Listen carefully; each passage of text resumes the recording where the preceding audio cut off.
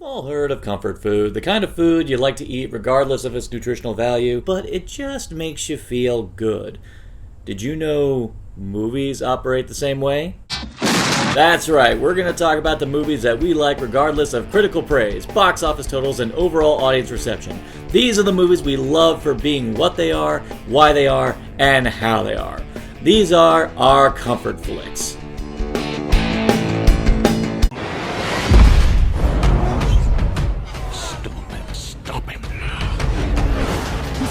Drive a car and change the world? It doesn't work like that. It's the only thing I know how to do when I gotta do something.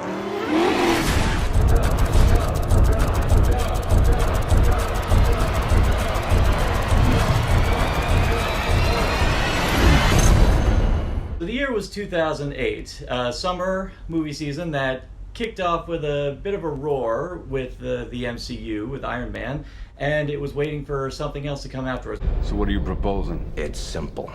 Kill the Batman. But right in between was a film that was brought to us by the Wachowskis.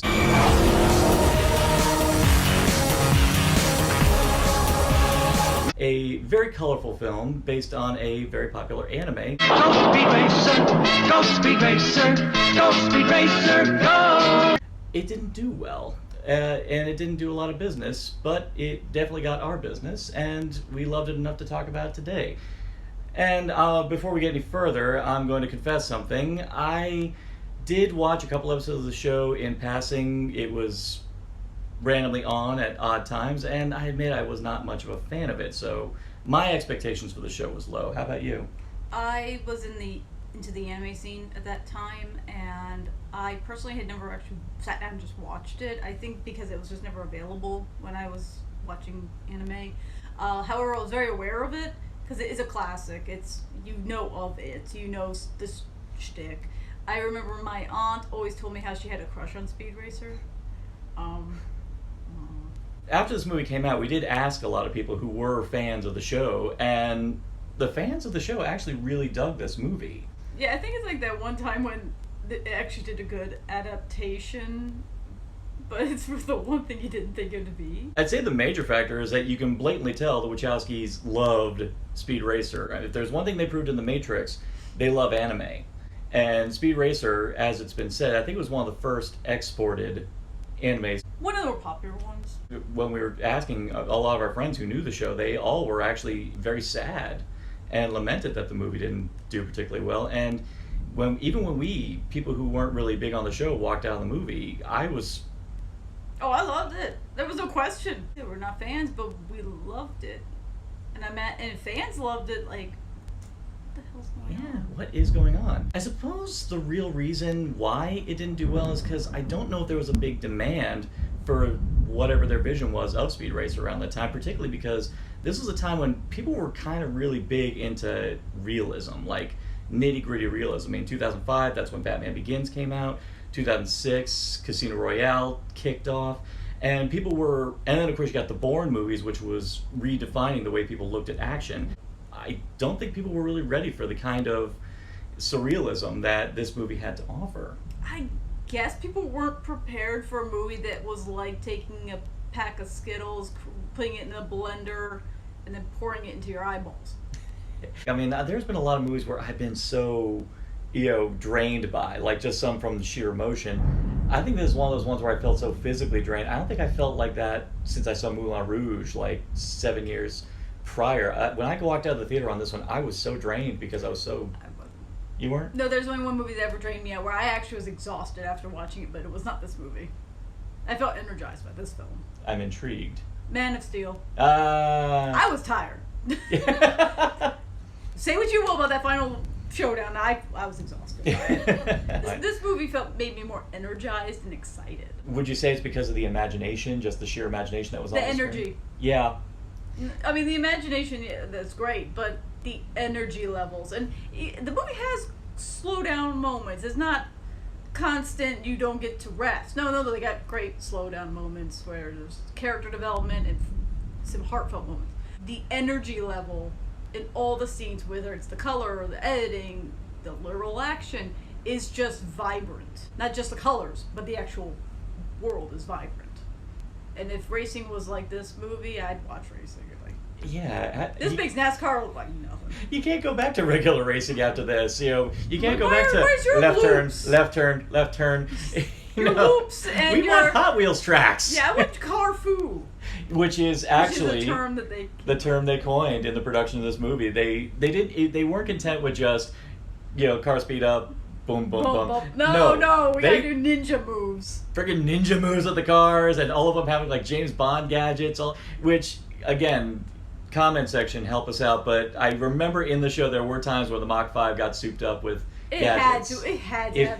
Maybe not to the extent of the movie, maybe. But even beyond the sphere of the racing, just the world itself that they're portraying. I mean, a lot of it is, first off, it's very big, and it seems like a much more tranquil world. Seems much more peaceful.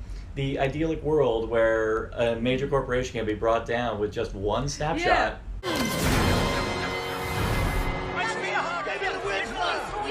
Cannonball clearly using a spear hook. That could cost him the Hall of Fame. Not to mention what it might do to Royalton Industries. Shame on them. One moment and boom, they are in jail. I'm like, oh, I wish the world would be like that. Oh, Wachowskis, why you lied to us so hard? I don't Yeah, know. well, I'm still waiting for my hoverboard. The way they made this world so outrageous and colorful, I suppose it is kind of a response for taking a show with some very odd elements. I mean, what is the purpose of Spritle and Chim Chim? Why do they have a monkey? But they created a world where you don't really want to question it because it just seems natural. Yeah, like the camera pans over. There's Squirtle. That's the kid's name. Spritle. Spritle. Squirtle. I mean, Squirtle, square. Spritle. The names they give these people too. Yeah. Spritle, and then there's the chimp. No question. There's no explanation. Just there. And one of my favorite moments is when Spritle. I'm going to call him Squirrel. Spritle and Wrong Chim anime. Chim are watching anime, and they're wearing pajamas. Well, Spritle. Spritle is wearing pajamas. with monkeys on them, and Chim Chim's wearing pajamas with human faces on them. And this world's awesome. This world's kind of amazing. Did they go to a shop for monkeys to get human clothes? This is not questioned. You don't question it. Just go with it. Yeah, but this is the world. This is the kind of world where you have characters whose names actually are Speed Racer, Mom's Racer, Pop's Racer. They named their kid Speed. Like, they were just like, oh, well, if our last name's Racer, we gotta do That's it. just kind of imposing They go with Rex. expectations Rex on it. just gets Rex. I'm like, well, that does mean king in Latin. Fair. Wow, they really King Racer. they really had expectations for their they're kids, like, didn't you they? better be in the business, and kid, it's becoming like nothing. You know what? Wait. They didn't create. They go Rex, King, Speed, cool. Cool. Spritle. Spritle. Like, they were just like, boy, you ain't racing. You gonna be the trunk. And yeah, he'll be in the trunk. And They did do that. They did do that.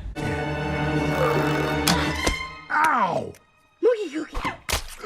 Nice shot. Because actually one popular trope in the show was Spritle and Chim Chim stowing away in the Mach 5 and always somehow, some way helping Speed at a most opportune moment. And they did. And they did. They actually worked that in, so...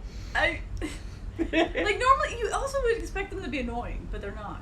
Nah, they were just the right amount, and I think fortunately, because most of the stuff they did was mostly antagonistic towards the people who deserved to have shit done to them, you were okay. Like, of course, when Spritle and Chim Chim were running amok in Royalton's... But that also played into the plot of the spear hook. Actually, going back to the opening race, it's actually a good thing we talk about that, because people keep accusing this film of being all style, no substance, when in reality, this is... The discipline of storytelling in this film is actually very underrated, and no one really talks about it. How well the Wachowskis are able to use montage wipes, very consistent motion, in order to drop a lot of backstory into that opening race. In the first 15 minutes of the movie, we find out everything we need to know at that point in the story. Sometimes they might even be saying what is going on, like as if you're telling a story to a person. Most standard films, they tell the story to the person because it is something that happened in the past, and it's reasonable that they would say the story. The Wachowskis are like, oh no man, we're going to show you it. So you're seeing it happening as they're describing it, or in the opening sequence, the announcers are talking about Rex, and oh, he's chasing the ghost of his brother. So you see the entire back plot of his brother, his connection to his brother, his connections to the family, what he did and what happened to him. And that's a lot of those things are done without actual dialogue. Yeah, none It's all whatsoever. visual. Even something that has major implications later on down the line is shown through simple visual storytelling very clearly and with as enough time as needed in order for it to register in your head. Because you don't even see this in The Matrix, and you definitely didn't see it in Bound. This is unique strictly to this movie, and I don't think it gets enough credit. The villain is just basically saying, oh, if you don't join me, this is what's going to happen to you. And you think he's just BSing out some evil scheme that will happen. No, you're actually seeing it happen. And it's really well done, and then you realize, oh crap, everything he said is true. And even Speed makes the point of, he said this is what would happen. And it's really, really well done. In the annals of sports movies, normally in the middle of the movie, this is usually when the hero team usually stumbles. That particular story beat would take 20 minutes. This movie, no, they got it out of the way. They go into some big detail about the corporations, the stocks, the takeovers, and what the racing means to that, and blah, blah, blah. When he goes into this is what racing means, and he goes into this whole story about race that you're aware of from a flashback of that flash storyline that actually changes how you even look at it, and even changes it for Speed, because you're learning the same thing Speed is at the same time. I mean, I don't want to say that Speed didn't have much of a personality, but he was just good enough of an audience surrogate that we can see the world through his eyes. And the good thing is Emile Hirsch is expressive enough of an actor that we were actually able to sense his heartbreak and his triumphs at the right times. He's very reserved, which I can't remember Speed ever being one of those anime characters who's very big. Yeah. He's very reserved. But he's expressing everything straight through his eyes. Like, the look in his eyes, you can just see exactly how he's thinking. He's very calm, and even when he gets angry, he stays calm. But if you think about a racer, they can't get aggravated, or they can't be extreme, because you're driving a car. You gotta keep calm, you gotta keep focused. And I feel like that almost was his life, was to stay focused, and because the world's speeding faster than he is. So another distinctive character from the show was Racer X. The one thing I do remember from the show, which everyone knows, is who was Racer X? Everyone knew who it was. It was his brother. Yeah. I think because everyone knew, that's probably why the Wachowskis did what they did. Actually, fascinating. You know who was originally up for it? Keanu Reeves. There's a part of me... I'm thinking of how that would be. As Racer X or as Rex? Racer X. Because two different. No, Racer X. Well, see, I'm trying to also think of 2008 Keanu Reeves, not 2020 Keanu Reeves. Like, he kind of evolved like a Pokemon. Yeah. He just kind of evolved into a new person. Okay. He's not a Squirtle. Squirtle, squirt. No, he's a Charizard. He's at Charizard. He's not Charmander. He was like a Charmander at that time. Yeah. He's now a Charizard. I think Charizard Keanu would be okay, but not Charmander. Do I think he would have done good? Yes. Could I see it? No. Matthew Fox. He did fine. Yeah, he was actually very good. I actually really liked his monologue to Speed at the Thunderhead track. It doesn't matter if racing never changes. What matters is if we let racing change us. Every one of us has to find a reason to do this. You don't climb into a T-180 to be a driver. You do it because you're driven. And the movie isn't just about... All the action in the movie isn't just remanded to the track. There's actually a lot of really fun action sequences just with hand-to-hand combat. There's, of course, a memorable sequence with John Goodman, who is perfectly cast. Oh, no, that was like the top-tier casting you could get was perfect. Oh, I mean, you thought him getting cast as Fred Flintstone was the perfect choice? No, this was the perfect choice. And even better, they had a much more lovable character for him to play. But when he shows up to beat the shit out of some ninjas... He shows up, there's been no indication he can fight.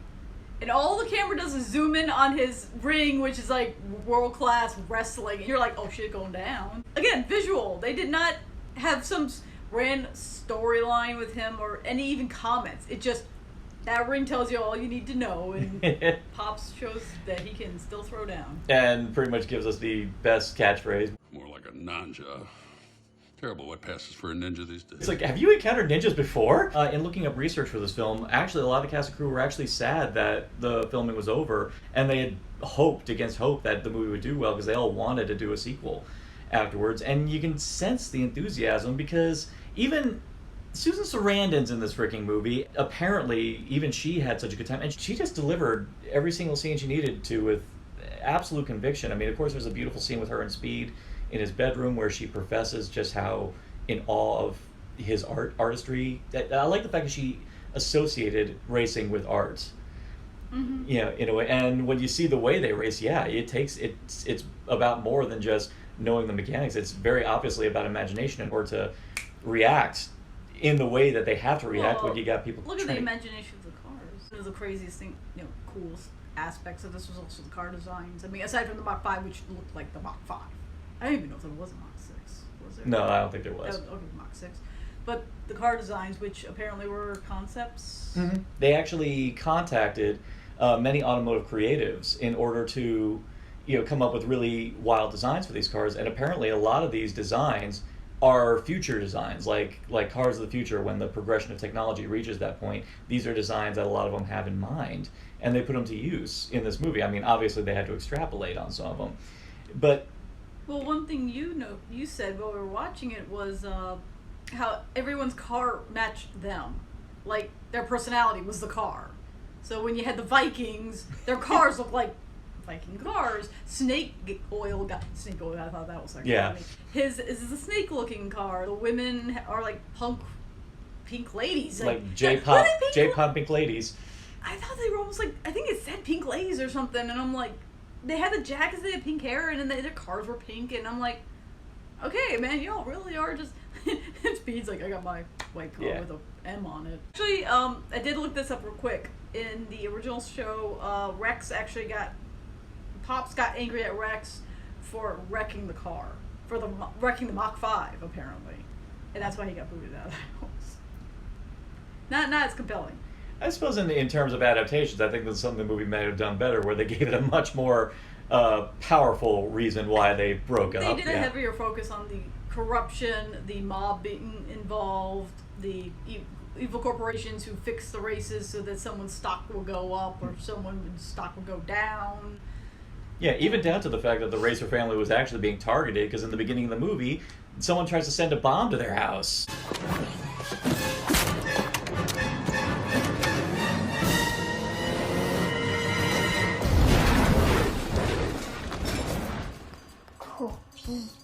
They were a loose cannon. They went out because, as you know, at the end of the movie, they're all the loose cannon that shakes up the whole race. Plucks the card, house comes tumbling down. Yeah. This movie's awesome. All right, go watch it. It's really good. Like aside from the corporate storyline being a little complicated, if you really want to focus on it, it's a good movie. Yeah, there's nothing wrong with it. I don't think there's anything wrong with it. I agree with you 100%. This movie is wonderful. This was the Wachowskis' answer to Alita: Battle Angel. We already had a good anime adaptation that came out years, but an ending. Kind of does. I'm sorry, Alita. I'm sorry. You're a lovely movie, but your ending sucks. That was a shit ending. Yeah. Don't you show me the villain and go, okay, yeah. Well, if you get a sequel. If you get a sequel. No. Speed ends where this movie can't stand on its own. It doesn't need a sequel. Yeah. It works, and everything gets nicely wrapped up. I'm like, thank you, Speed Racer. This is how you do a movie. Yeah. And sincerely, yes. Thank you, Speed Racer. Thank you, Wachowskis. And thank you all for watching. And I hope you all feel the same way we do about Speed Racer. If not, go watch a movie and then you will. Yeah, definitely. So, on that note...